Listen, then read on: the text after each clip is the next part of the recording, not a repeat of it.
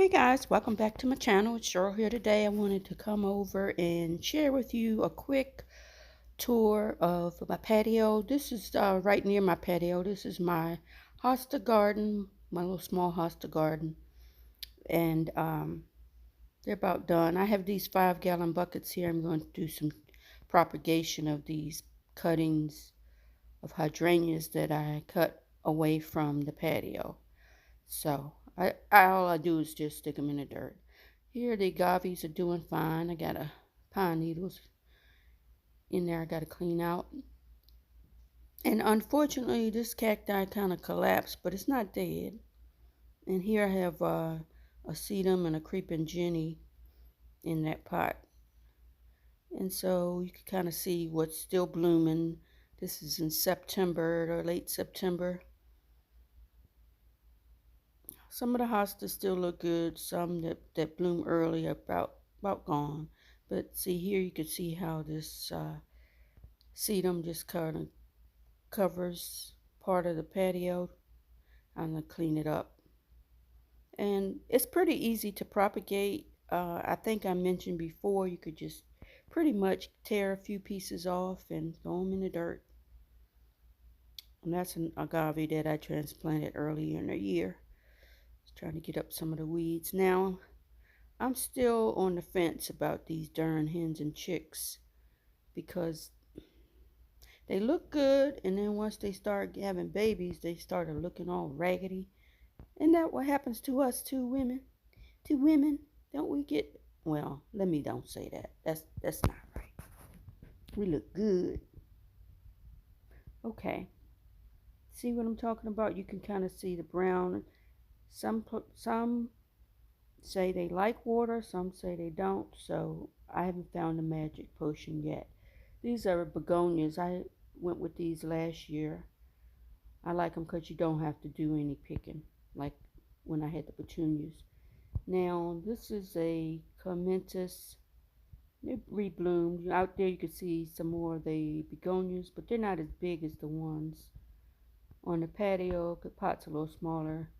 Plus I have some creeping jenny in there I need to cut back. We tried pink coneflowers in these pots, and for some reason they didn't do that well. It got really hot a few weeks here, and I think it just fried up a few things. Out there, I have to go out there. So this is what's going on.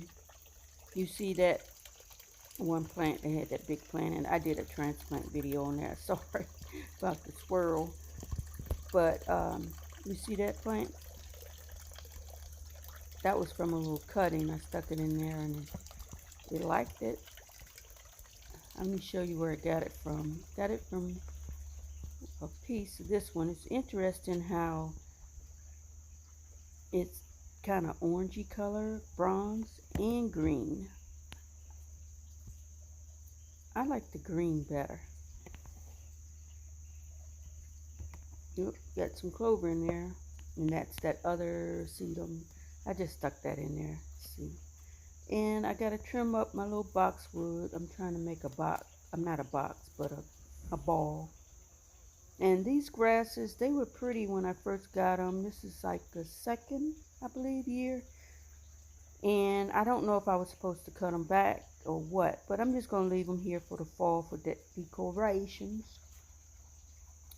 And let's see what else I got going on down here. I just wanted to show you how the plants are coming along. And some bad news. I'm so upset, but I'm not giving up.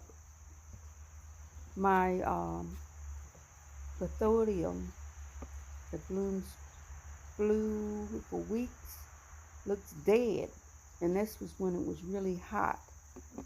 I believe he sprayed it with some weed killer that said he bought some weed killer that says supposed to kill the weeds and not the grass. I mean, not the plants.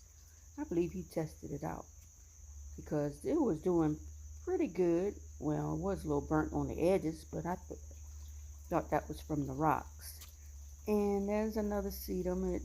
I'm sorry, clematis. This is a white clematis, call Henry.